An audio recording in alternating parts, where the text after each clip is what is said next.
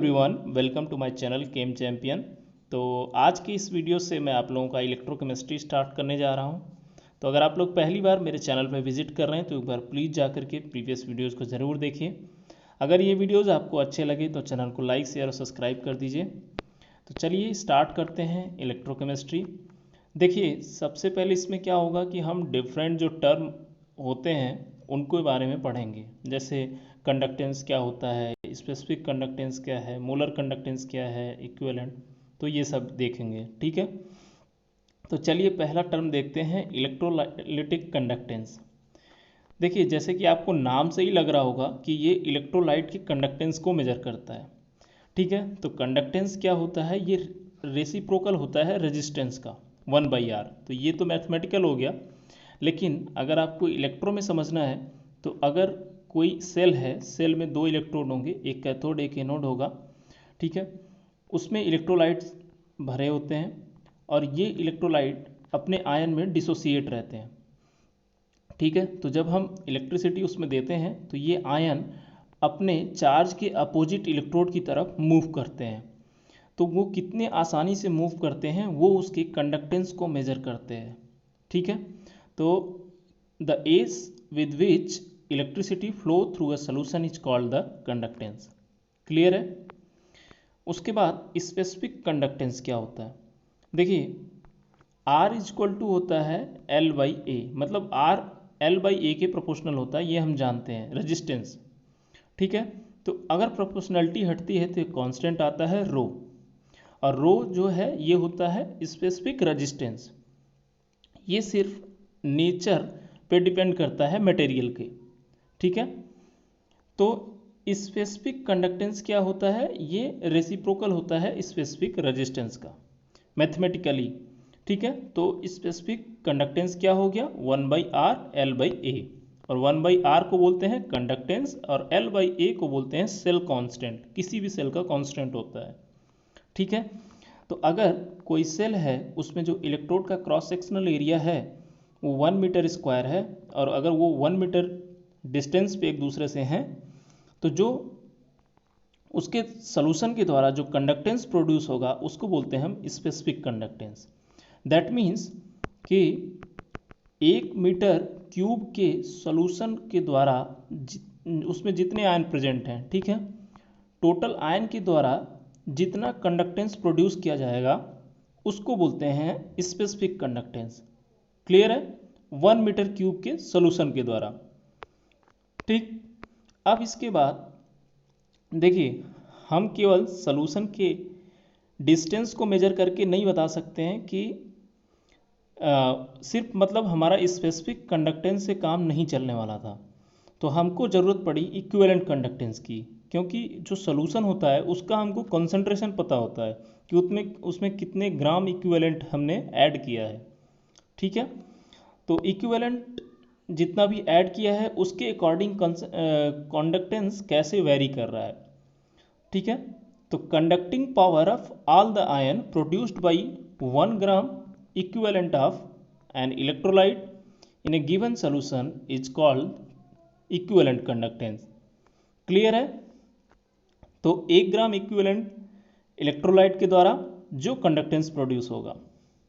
अब देखिए, ये जो कंडक्टेंस है स्पेसिफिक कंडक्टेंस के इक्वल होता है और ये होता है इक्विवेलेंट कंडक्टेंस के इक्वल। और ये क्राइटेरिया कब फॉलो होती है कि जब आपका 1 मीटर क्यूब का सॉल्यूशन हो और उसमें 1 gram equivalent of electrolyte present हो। ठीक है, तो इसके द्वारा इस सॉल्यूशन के द्वारा जितना कंडक्टेंस प्रोड्यूस होगा वो आपका कंडक्टेंस होगा, और वही स्पेसिफिक कंडक्टेंस होगा, वही इक्विवेलेंट कंडक्टेंस होगा। क्लियर है। चलिए,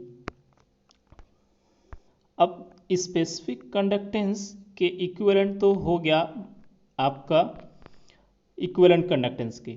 ठीक है, लेकिन सपोज अगर 1 ग्राम इक्विवेलेंट इलेक्ट्रोलाइट अगर 1000 मीटर क्यूब के सॉल्यूशन में प्रेजेंट है तो उसका जो इक्विवेलेंट कंडक्टेंस कितना होगा, वो 1000 इंटू स्पेसिफिक कंडक्टेंस होगा। तो वैसे ही हम इस किसी भी जनरल फार्मूले के लिए ले रहे हैं तो इक्विवेलेंट जो कंडक्टेंस होगा वो स्पेसिफिक कंडक्टेंस का 5 टाइम्स होगा। मतलब 5 जो है ये volume of the solution in the cubic metre है, मतलब containing 1 gram equivalent of electrolyte. ठीक है, मतलब 1 ग्राम इक्विवेलेंट ऑफ इलेक्ट्रोलाइट कितने वॉल्यूम में कंटेन हो रहा है मीटर क्यूब में, वो होता है 5। ठीक, तो इसका यूनिट क्या होगा? अब देखो के का जो यूनिट होता है इस साइमन मीटर इनवर्स होता है, और फाई जो है वॉल्यूम है मीटर क्यूब। तो लेमडा इक्विवेलेंट कंडक्टेंस का जो यूनिट होगा वो साइमन मीटर स्क्वायर, और ये जो साइमन होता है ये ओम इनवर्स को लिखते हैं। क्लियर है? अगला है मोलर कंडक्टेंस। मोलर कंडक्टेंस, जैसे इक्विवेलेंट कंडक्टेंस की जरूरत पड़ी वैसे ही सोल्यूशन का हमको मोलरिटी पता रहता है, तो हम उसके अकॉर्डिंग उसके कंडक्टेंस को निकाल सकते हैं क्या? तो इसको भी मेजर किया गया कि conducting power of all the ions produced by 1 mole of the electrolyte. Clear है? सेम चीज, molar conductance, specific conductance into volume of the solution in metre cube containing 1 mole of the electrolyte. Clear है बात? अगर 1 मोल को contain करने के लिए मान लो 1000 मीटर क्यूब का वॉल्यूम लग रहा है, तो K इंटू 1000 हो जाएगा, हाँ, जितना भी लग रहा है। क्लियर है? तो यहाँ पर सपोज आपका सॉल्यूशन का कंसंट्रेशन C है, 1 मीटर क्यूब में अगर कंसंट्रेशन C है, ठीक है, तो मतलब C कंसंट्रेशन के लिए 1 मीटर क्यूब का वॉल्यूम लग रहा है, तो 1 मोलर कंसंट्रेशन के लिए कितना लगेगा? 1/C। ठीक है, तो इसीलिए लेमडा एम हो गया K/C। तो इसके आगे सेल कांस्टेंट मैंने बताया आपको कि L/A का रेशियो होता है। ठीक, अब variation of molar conductance with the dilution, तो कैसे वेरी करता है? देखिए, जैसे जैसे हम डाइल्यूशन बढ़ाएंगे, मतलब हम इलेक्ट्रोलाइट के कंसंट्रेशन को क्या कर रहे हैं? डिक्रीज कर रहे हैं। मतलब जैसे पहले सपोज वॉल्यूम इतना था, तो इस वॉल्यूम में 10 आयन थे, ठीक है, अभी वॉल्यूम बढ़ा करके मैंने डबल कर दिया, तो इसमें भी 10 ही आयन है। ठीक, लेकिन अब जो उनका डिसोसिएशन का पावर है सोल्यूशन का, इलेक्ट्रोलाइट सोल्यूशन का, वो ज़्यादा होगा, मतलब नंबर ऑफ आयन जो डिसोसिएट होंगे वो ज़्यादा होंगे, क्योंकि ज़्यादा उनको स्पेस मिलेगा, तो वो ज़्यादा सॉल्वेंट के कांटेक्ट में आएंगे। लेकिन जो इसका वॉल्यूम का इंक्रीमेंट है ये इससे कहीं ज़्यादा है, जो नंबर ऑफ आयन डिसोसिएट हो रहे हैं। तो overall number of ion increase करता है, लेकिन जो वॉल्यूम है वो बहुत ज़्यादा इंक्रीज कर जाता है। तो number of ion per unit volume जो है वो डिक्रीज कर जाता है। यूनिट वॉल्यूम में जो नंबर ऑफ आयन होते हैं पहले के कंपेयर में डिक्रीज कर जाते हैं, क्योंकि देखो आप, जैसे सपोज यहाँ पर जब वॉल्यूम कम था तो 10 आयन थे, जब वॉल्यूम V2 हो गया तब भी 10 आयन है। तो सपोज अगर पहले यूनिट वॉल्यूम में 2 एटम थे, तो अभी यूनिट वॉल्यूम में हो सकता है 1 ही हो। ठीक है, तो उस हिसाब से number of ion per unit volume decrease कर जाएगा। ठीक, तो अब देखिए इससे क्या होगा कि स्पेसिफिक कंडक्टेंस भी डिक्रीज कर जाएगा। जब स्पेसिफिक कंडक्टेंस डिक्रीज करेगा तो आपको मोलर कंडक्टेंस क्या होगा? इंक्रीज करेगा। कैसे? देखिए, स्पेसिफिक कंडक्टेंस बताया कि 1 मीटर क्यूब का सॉल्यूशन है, उसमें जितने आयन प्रोड्यूस हो रहे हैं, मतलब जितने आयन के द्वारा कंडक्टेंस प्रोड्यूस हो रहा है, तो इनिशियली अगर सपोज कर लीजिए कि इसमें 2 आयन थे, तो 2 आयन के द्वारा कंडक्टेंस प्रोड्यूस हो रहा था। अभी ये क्या हो गया कि हमने डाइल्यूशन इंक्रीज कर दिया, तो इसमें 1 ही आयन बचा है, तो ये स्पेसिफिक कंडक्टेंस तो डिक्रीज कर गया, लेकिन जो इसका वॉल्यूम है, हम lambda M is equal to K into 5, तो 5 बहुत ज़्यादा इंक्रीज कर रहा है। ठीक है, तो इस वजह से मोलर कंडक्टेंस इंक्रीज करता है। चलिए देखते हैं एक ग्राफ में। ठीक है, तो ये ग्राफ जो है ये स्ट्रॉन्ग इलेक्ट्रोलाइट को बता रहा है, और ये जो है वीक इलेक्ट्रोलाइट एसिटिक एसिड को बता रहा है। देखिए, कंसंट्रेशन जब स्टार्टिंग में ज़्यादा है तो मोलर कंडक्टेंस कम है, जैसे जैसे हम डाइल्यूट कर रहे हैं कंसंट्रेशन डिक्रीज कर रहा है और मोलर कंडक्टेंस इंक्रीज करना स्टार्ट हो रहा है। क्लियर है? जबकि स्ट्रॉन्ग इलेक्ट्रोलाइट के केस में भी सेम चीज़ फॉलो हो रहा है, बट वो लाइन थोड़ा उससे मतलब इंक्रीमेंट जो है बहुत धीरे धीरे हो रहा है। ठीक है, तो यहाँ पर ये देख सकते हैं वीक इलेक्ट्रोलाइट के केस में इंक्रीज करता है। क्लियर है। उसके बाद आयनिक मोबिलिटी क्या होती है? तो आयनिक मोबिलिटी है कि जो डिस्टेंस ट्रेवल किया जाता है किसी आयन के द्वारा पर सेकेंड, हाँ, under A potential gradient of 1 volt पर मीटर। ठीक है, तो वो बोलते हैं मोबिलिटी। कोई आयन मतलब यूनिट पोटेंशियल ग्रेडियंट उस पर लगाने पर उसकी स्पीड कितनी है या कितना डिस्टेंस वो ट्रेवल कर रहा है पर सेकेंड। ठीक। ट्रांसपोर्ट नंबर क्या होता है? The fraction of the total current carried by each ion is called its transport number.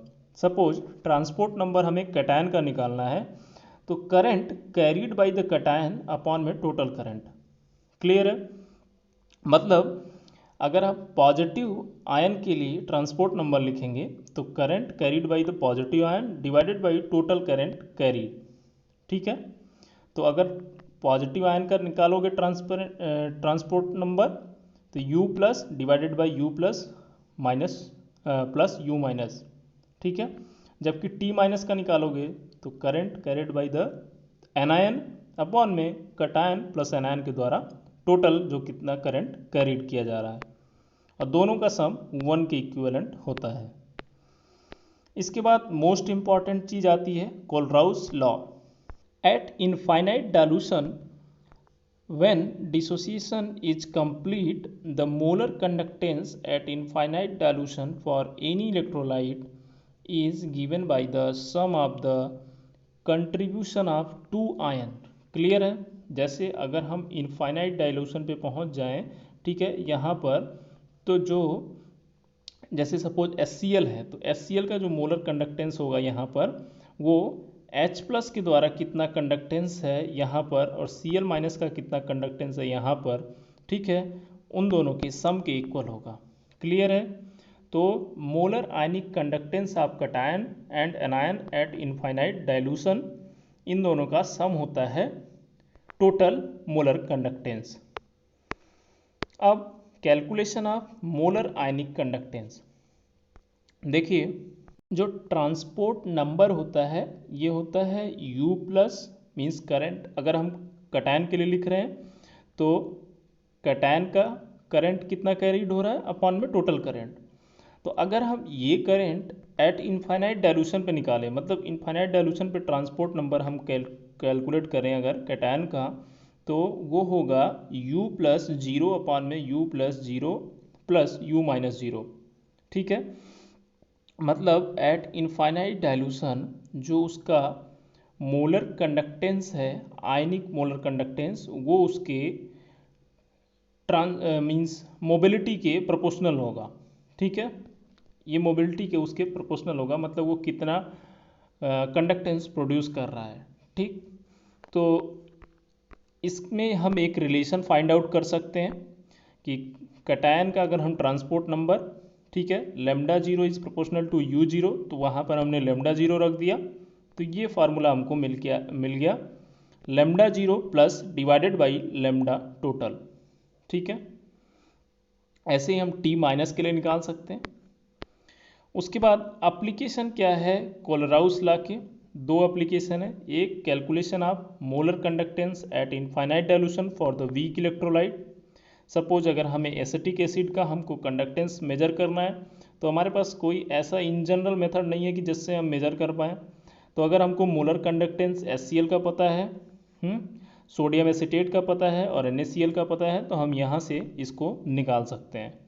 ठीक है, उसके बाद डिटर्मिनेशन ऑफ ट्रांसपोर्ट नंबर, ये भी हम निकाल सकते हैं। जैसे हमारे पास T प्लस है, मैंने अभी बताया कि वो लेमडा प्लस के प्रोपोर्शनल होता है, तो U प्लस की जगह हम जो है वहाँ पे लेमडा प्लस माइनस लिख सकते हैं अपॉन में लेमडा 0। क्लियर है, तो ये हम कर सकते हैं। तो चलिए आज के न्यूमेरिकल देखते हैं क्या क्या है। If the specific conductance of an electrolyte solution is 0.2 ohm inverse centimetre inverse, cell constant दिया है इतना, the conductance of the solution कितना होगा? ये CSIR दिसंबर 2017 का क्वेश्चन है। तो हम जानते हैं formula direct, specific conductance K is equal to होता है कंडक्टेंस इनटू सेल कांस्टेंट। ठीक है। तो कंडक्टेंस मेजर करना है तो K divided by cell constant just हमने कर दिया, ठीक है। तो हमको वैल्यू कितना मिला, कंडक्टेंस की वैल्यू 0.8 ओम इनवर्स। क्लियर है। नेक्स्ट क्वेश्चन है the specific conductance of the solution is 0.176 if the cell constant दिया है the conductance of the solution. तो ये आप कर सकते हो, क्लियर है। K is equal to conductance into cell constant, बस डिवाइड करना है आपको और कुछ भी नहीं करना है। ये जून 2017 में क्वेश्चन पूछा गया था। इस टाइप के क्वेश्चन आप लोगों से मतलब अभी जो करंट सेशन है उसमें पूछे जा सकते हैं, ठीक है। तो इसमें क्या है कि ये सॉल्यूशन का स्पेसिफिक कंडक्टेंस दिया है और वाटर में दिया है। तो आप ये जान लो कि जो के सॉल्यूशन होगा उसमें दो चीज़ें हैं, एक साल्ट है प्लस वाटर है, तो दोनों का सम होगा स्पेसिफिक कंडक्टेंस। तो साल्ट का हम यहाँ से निकालेंगे तो सॉल्यूशन माइनस वाटर कर देंगे। तो जब हमने ये किया सॉल्यूशन माइनस वाटर तो हमको मिला 1.485 10⁻³ साइमन मीटर इनवर्स, ठीक है। अब मैंने आपको एक चीज़ बताया कि एट इनफाइनाइट डाइल्यूशन जो मोलर आयनिक कंडक्टेंस है, ठीक है, लैम्डा 0 ये डायरेक्टली प्रोपोर्शनल होता है मोबिलिटी के, ठीक। तो हम लैम्डा 0 की जगह मतलब हम मोबिलिटी का सम निकाल सकते हैं। जो मोबिलिटी है एट इनफाइनाइट डाइल्यूशन दोनों का सम जो है वो लैम्डा m 0 के इक्वल होगा। तो यहाँ से हमने ये निकाल लिया वैल्यू। उसके बाद हम जानते हैं कि जो स्पेसिफिक कंडक्टेंस होता है ये C इंटू लैम्डा m होता है, ठीक है। But at infinite dilution lambda m और लैम्डा m 0 दोनों इक्वल होंगे, ठीक है। तो हम इसको एट इनफाइनाइट डाइल्यूशन पे हम इसके इक्विवेलेंट मान लिए और C इक्वल टू के बाई लैम्डा m 0 कर दिया। तो जो हमको C की वैल्यू मिली वो 10⁻³ मोल मीटर माइनस क्यूब मिले। तो इसको मैंने डेसीमीटर क्यूब में कन्वर्ट किया तो 10⁻³ से मल्टीप्लाई कर दिया तो ये ओवरऑल आ गया 10⁻⁻6 मोल डेसीमीटर क्यूब, ठीक है। अब इसके बाद ये पूछा था जो सॉल्युबिलिटी था, ये पूछा है कंसंट्रेशन, तो ये आ गया ग्राम पर लीटर में, ठीक है। तो ये मेरा आया मोल पर डेसीमीटर क्यूब में, ठीक है। तो अब इसको हम मल्टीप्लाई करेंगे इसके मॉलिकुलर वेट से, तो ये हमने मल्टीप्लाई कर दिया 200 ग्राम मोल इनवर्स। तो ये फाइनल जो हमको आंसर मिला वो 2 इंटू 10⁻⁻4 ग्राम पर लीटर। क्लियर है, ठीक है। तो ये है, ठीक है। अब नेक्स्ट क्वेश्चन है, ये आप लोगों का होमवर्क है। The specific conductance at 25 degree centigrade of a saturated solution of AgCl in water is इतना। इफ लैम्डा 0 AgCl का वैल्यू इतना है तो find out the solubility of the AgCl in water in gram per litre, ठीक है। तो ये आप क्वेश्चन खुद से करो, इसको सॉल्व करके मुझे कमेंट सेक्शन में इसके आंसर को बताओ कितना आ रहा है, ठीक है। So thank you so much, मिलते हैं अगले वीडियो में।